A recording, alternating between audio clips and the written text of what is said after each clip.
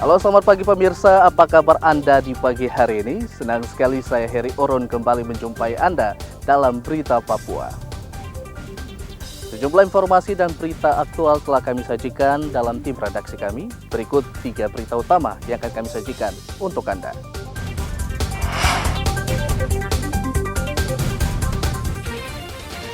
Pemilihan kepala kampung di Kabupaten Paniai ricuh, 1 warga tewas tertembak.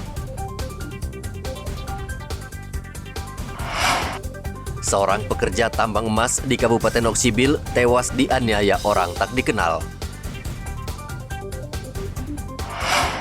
Jenazah Kepala Rumah Sakit TNI Angkatan Laut Murdani Merauke diterbangkan ke kampung halamannya.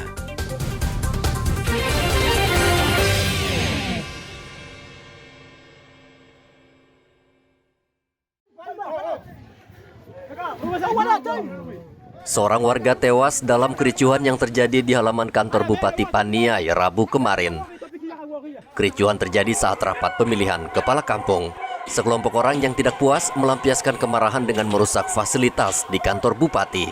Karena bertindak semakin anarkis, polisi terpaksa menembakkan gas air mata agar massa bubar. Namun massa semakin beringas, sehingga polisi melepaskan tembakan peringatan ke udara.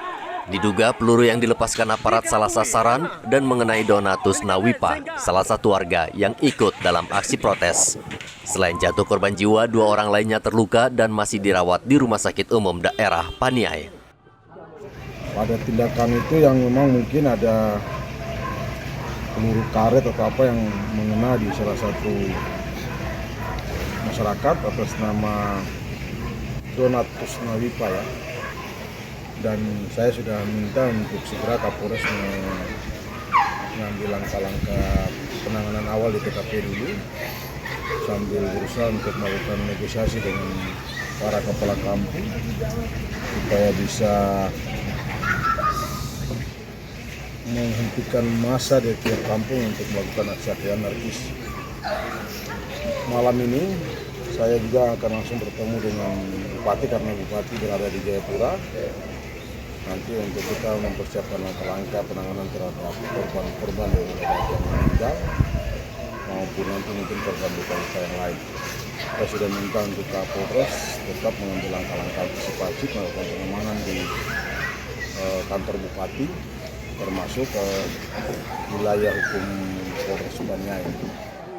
Kapolda juga memastikan situasi di Kabupaten Paniai sudah aman dan untuk mengantisipasi adanya kericuhan susulan, pihaknya telah mengirim 1 peleton pasukan dari Polres Dogiai untuk mempertebal pengamanan di Paniai. Hendra melaporkan dari Paniai, Papua.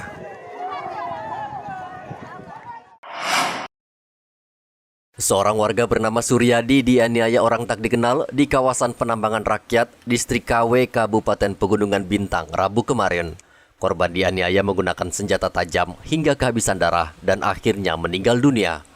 Di Reskrimum Polda Papua, Kombes Faisal Ramadhani membenarkan insiden penyerangan seorang warga. Ia mengatakan korban terkena sabetan senjata tajam. Memang betul ada kejadian tersebut. Kami sudah koordinasi dengan Polres Pegunungan Bintang, Kasat Reskrim maupun Kapolres juga sudah membenarkan. Hanya memang karena situasi jarak, data sedang kita kumpulkan dan kronologisnya juga kita kumpulkan. Satu meninggal dunia. Ya, seperti itu. Jenazah Suryadi sudah dibawa ke kampung halamannya di Makassar. Distrik KW adalah distrik terjauh di Kabupaten Pegunungan Bintang dan berbatasan dengan Kabupaten Bovendigul. Di kawasan tersebut terdapat banyak penambangan emas yang jauh dan sulit dijangkau melalui jalan darat dan hanya bisa dijangkau menggunakan helikopter. Kepolisian daerah Papua terus menghimbau masyarakat agar berhati-hati di daerah rawan kelompok kriminal bersenjata karena teror terhadap warga sipil dan aparat TNI Polri meningkat belakangan ini. Hendra melaporkan dari Oksibil, Pegunungan Bintang.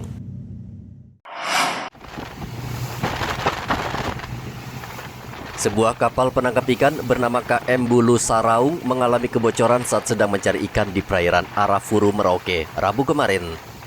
Kapal akhirnya karam di muara Sungai Maro, Merauke yang berjarak 11 km dari kantor SAR. Tim SAR bergerak cepat menuju lokasi dan mendapati setengah badan kapal sudah terendam air akibat bocor. Sementara seluruh anak buah kapal mengamankan diri dengan naik ke bagian atap. Kurang lebih jam 3:30 pagi kami dapat informasi bahwa ada kapal motor nelayan Bulu Seraung yang mengalami kebocoran. Itu kejadian yang kami gali di jam 03.00. Jadi kami langsung perintahkan tim kami yang standby langsung bergerak ke lapangan menggunakan RIP 01 Merauke. Syukurlah ke-6 POB dapat kami selamatkan dan evakuasi ke dermaga perikanan Merauke. Untuk kondisi kapal sendiri sudah karam, Pak? Sudah karam, Sudah karam. sudah bocor dan tenggelam. ABK semua selamat? Selamat. Seluruh ABK tidak ada yang mengalami cedera serius. Kemudian mereka diantar kembali ke rumah masing-masing. Muhammad Ridwan melaporkan dari Merauke, Papua.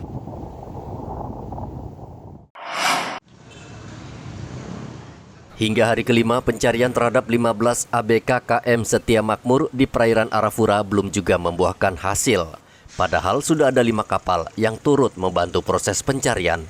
Kakansar Merauke Supriyanto mengatakan tim SAR mengalami kendala cuaca, yakni ombak dengan ketinggian mencapai 4 meter serta angin kencang. Kita tetap lanjutkan pencarian. Info yang dari BMKG juga hari ini cuaca bersahabat, jadi 3 alut yang di sana tetap melaksanakan membantu pencarian seluas 4.275 nautical mile. Jadi untuk korban yang selamat ada 10 orang. Rencana tiba besok nih rencana kapal Sari Mulia akan menjemput ke 10 orang menuju ke Dobo nanti. Oh, begitu. Kendala yang utama yang ada di TKP seperti apa, Pak? Kemarin angin kencang dan ombak besar. Jadi kebanyakan kapal-kapal pencari itu menghindar. Untuk tim gabungan yang diterjunkan ada berapa banyak di sana, Pak? Sementara yang saya bisa hubungi cuma 4. Jadi dari KRI Teluk Wandana 527 itu juga masih istilah itu masih hilang ada. Yang paling sering saya hubungi cuma KM Sinar Mas 01 dan KM Pulau Muara 88 dan KM Jaya Sejahtera sulit sekali kami hubungi. Untuk hasil pencarian kemarin, Pak, belum ada hasil lagi? Tetap masih 15 ya. yang belum ditemukan. Kapal Setia Makmur berangkat dari dermaga Dobo dan mencari ikan di perairan Arafuru 29 Juni lalu. Namun diduga kapal dihantam gelombang tinggi lalu tenggelam. 10 ABK berhasil menyelamatkan diri, namun 15 orang lainnya hingga kini belum ditemukan. Muhammad Ridwan melaporkan dari Merauke, Papua.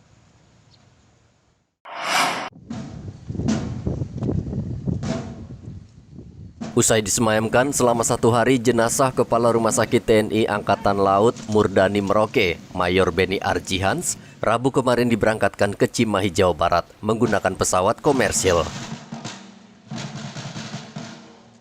Upacara pelepasan dilakukan secara militer dipimpin Danrem 174 Brigjen Reza Pahlevi dan dihadiri rekan seprofesi korban yang tergabung dalam Ikatan Dokter Indonesia Merauke.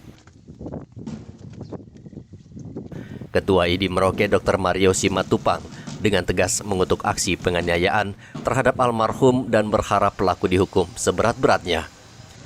Ya, ini sangat mengutuk perbuatan ini karena perbuatan ini bisa terjadi sama siapa saja. Saya harap tidak akan terjadi lagi hal seperti ini. Karena kami di sini bekerja untuk melayani, bukan untuk melakukan kejahatan. Sehingga hal-hal seperti ini seperti di luar kendali kami memang. Kami sangat mengutuk perbuatan ini. Penganiayaan terhadap Mayor Beni Arjihans dilakukan Sertu Muhammad Al-Kausar. Pelaku yang sehari-hari bertugas di Rumah Sakit Angkatan Laut Murdani Merauke menganiaya korban usai apel pagi pada Selasa lalu. Kepala Rumah Sakit TNI Angkatan Laut Murdani Merauke sempat dibawa ke IGD, namun nyawanya tidak tertolong karena kehabisan darah. Sertu Muhammad saat ini ditahan di Denpom Wilayah 3 Merauke. Muhammad Ridwan melaporkan dari Merauke, Papua.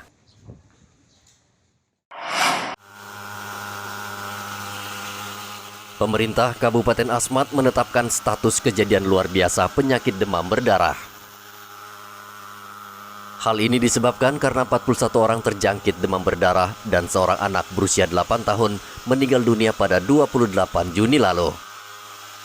Kepala Dinas Kesehatan Papua Robi Kayame mengatakan telah melakukan berbagai upaya secara masif untuk mengendalikan dan mencegah penyebaran penyakit, di antaranya pengasapan, pemeriksaan jentik di tempat-tempat penampungan air mandi dan minum milik masyarakat, serta memberikan penyuluhan kepada masyarakat. Memang laporan secara lisan lalu sudah ada tentang KLB DBD di Asmat oleh Kepala Dinas, telepon, tapi saya minta untuk dia langsung tertulis kirim. Lalu kita sudah siapkan semua permintaan obat-obat, alat fogging, kemudian ABT, serta kebutuhan lain tentang pengendalian vektor asma.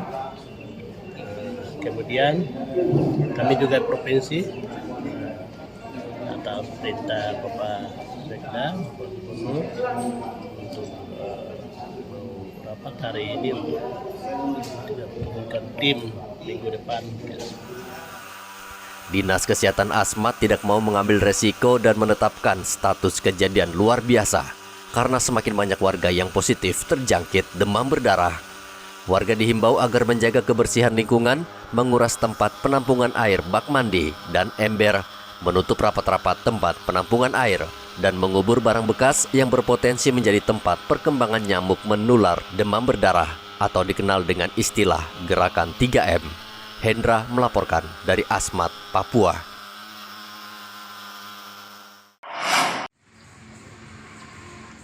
Memasuki musim pancaroba di Merauke, Dinas menghimbau warga agar mewaspadai penyakit malaria dan DBD. Walaupun sejauh ini belum ada kasus yang menonjol di Merauke, namun Dinas Kesehatan meminta warga tetap waspada karena musim yang tidak menentu bisa memicu berbagai macam penyakit, khususnya demam berdarah. Ya, kalau malaria bisa, dan kemudian juga dengan DBD. Cuma sampai dengan saat ini dalam laporan siswin kewaspadaan dini untuk KLB masih belum ada laporan lonjakan kasus. Artinya masih bisa. Karena begini, kalau mau bilang KLB itu kan ada kriterianya. Jadi kalau di kita itu sudah secara rutin ya ada sistem pelaporan untuk antisipasi KLB. Sehingga ketika ada lonjakan itu mesti kita ketahuan dan selalu dilakukan tindakan antisipasi.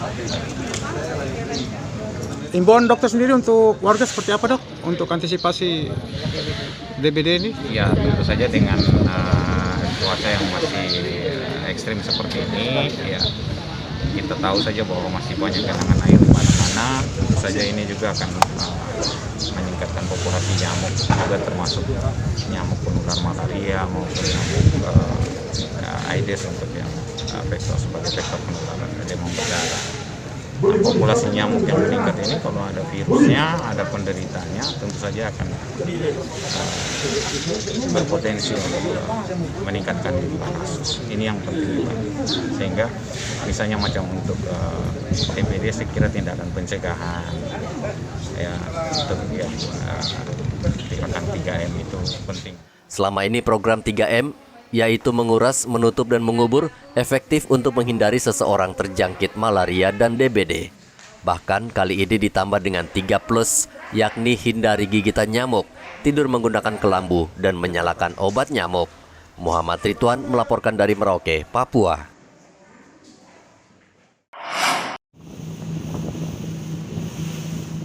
Tim SAR hingga saat ini masih mencari 4 penumpang perahu cepat yang hilang sejak 29 Juni lalu di perairan Raja Ampat.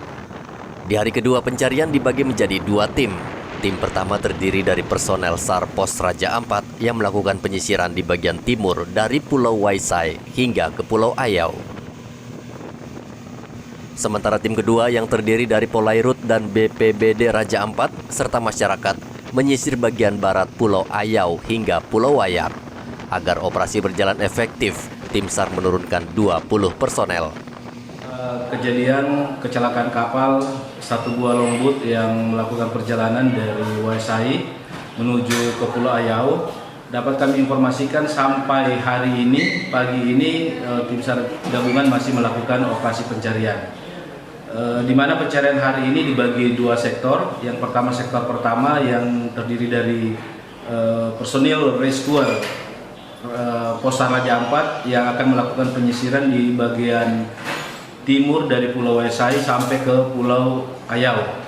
Dan tim kedua yang terdiri dari personil Polair, BPBD Raja Ampat dan masyarakat itu menyisir di bagian barat Pulau Ayau, yaitu sampai di Pulau Wayak. Dan sampai pagi hari ini informasi tim SAR gabungan itu masih melaksanakan operasi pencarian. Ada berapa banyak personil yang diturunkan, Pak? Jadi personil yang diturunkan keseluruhan itu kurang lebih sekitar 20 orang yang terdiri dari personil Posar Raja Ampat, itu terdiri dari 6 orang dengan menggunakan rigid invertible boot 02, dan speed Polair yang terdiri dari Polair ada 5 orang, dari BPBD 3 orang, dan masyarakat ada 2 orang. Hilangnya 4 penumpang perahu cepat itu terjadi saat mereka hendak melakukan perjalanan dari Waisei menuju Pulau Ayau untuk menjenguk istri dari salah satu penumpang yang akan melahirkan. Namun hingga berita ini disusun, perahu yang ditumpangi keempat penumpang belum juga tiba di Pulau Ayau. Kejadian hilangnya longboat terjadi pada tanggal 29 Juni 2022, namun baru dilaporkan ke polisi Ahad kemarin. Topan melaporkan dari Raja Ampat, Papua Barat.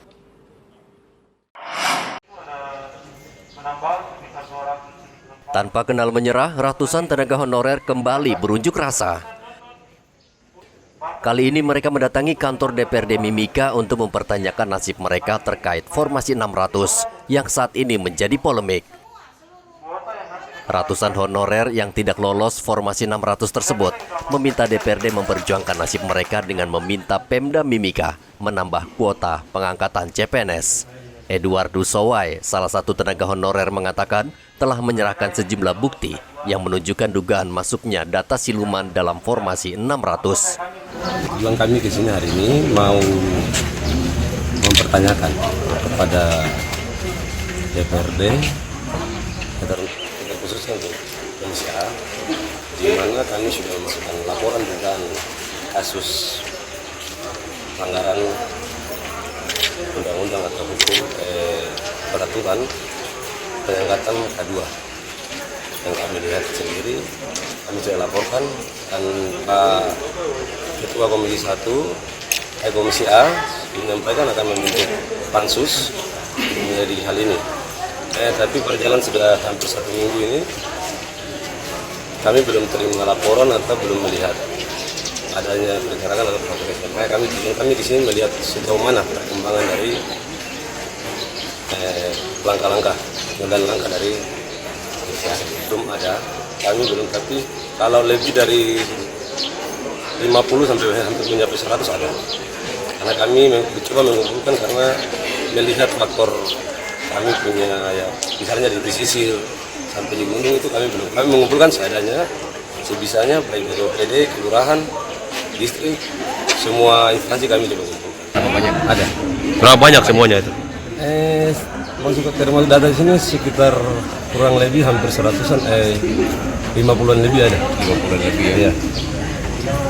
Itu setiap OPD kami sudah minta keterangan dari teman-teman honorer dari berbagai OPD.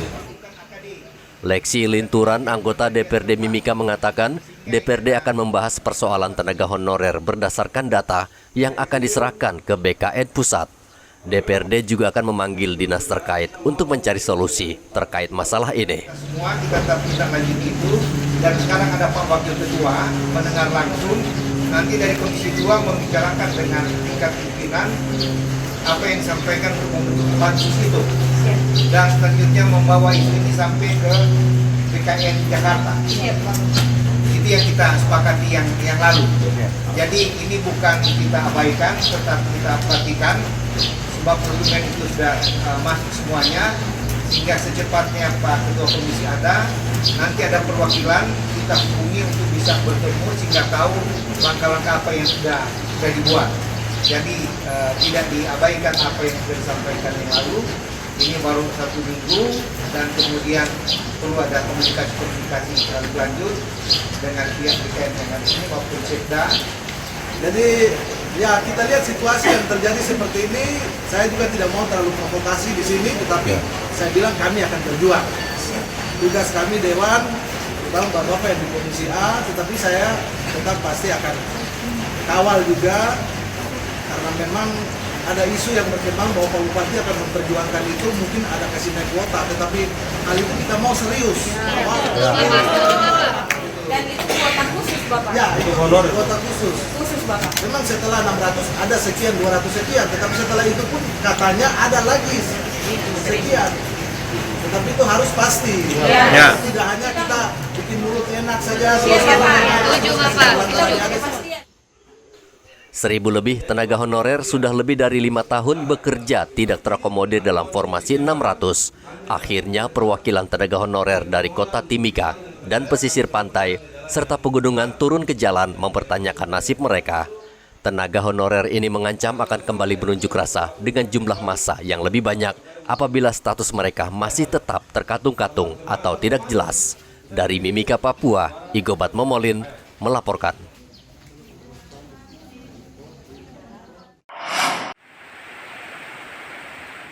Dinas Peternakan Merauke menjamin stok hewan ternak sapi aman menjelang perayaan Idul Adha dan kebutuhan sehari-hari. Kepala Dinas Peternakan Merauke Marta Bayu mengatakan saat ini populasi sapi di Merauke mencapai 41.000 ekor dan tersebar ke sejumlah sentra sapi milik warga seperti di Jagebob, Kurik, Tanah Miring, Semangga, dan Muting. Ya, mekanisme pasar ya, harga naik. Jadi sejauh ini kami hanya melayani untuk dalam rangka Hari Raya Kurban ini saja. Gitu. Tapi Pak, hukum ekonomi itu kan ketika permintaan banyak, ketersediaan sedikit ya Pak. Tapi potensi populasi kami tinggi, kami sekitar 41.000 sekian untuk Kabupaten Merauke. Ya itu mungkin permainan dari para pedagang saja ya, para peternak ini ya, karena mungkin permintaannya banyak. Dan mungkin tugas kita juga Pak Wakil mungkin bisa kita menstabilkan harga seperti itu. Dulu kan ada pembatasan. Sekarang sudah 130 Bu Kadis. Iya, 1 kilonya Pak Per ya. kilo iya. Kemungkinan ini jalan hari raya ini mungkin tambah lagi, naik lagi nih. Iya. 140-an ribu Pak. Ya, tentu permintaan banyak itu tadi. Karena memang harga sapi Bali Pak yang kita kirim ke Timika kemarin itu kan permintaannya umur 2 tahun ke atas. Dengan volume dagingnya sekitar 200-300 kilo ya. Itu harga sapi sudah sekitar 15-20 juta. Itu yang beli itu Bu ada pihak ketiga atau memang dari Dinas Peternakan? Jadi kalau dari permintaan luar semua pakai pihak swasta, pihak ketiga. Jadi kami hanya memfasilitasi, memeriksa kesehatan dan sebagainya. Belakangan ini warga Merauke khawatir populasi sapi di Merauke menurun akibat dikirim keluar Merauke untuk Idul Adha. Menurut Dinas Peternakan, pengiriman sapi dalam jumlah besar keluar daerah belakangan ini untuk memenuhi kebutuhan kurban di daerah lain. Muhammad Ridwan melaporkan dari Merauke, Papua. Pemirsa, informasi tadi mengakhiri jumpa kita dalam Berita Papua. Saya Heri Orun mewakili seluruh kerabat kerja yang bertugas mengucapkan terima kasih atas kebersamaan Anda. Selamat pagi, selamat beraktivitas, dan wanyambe.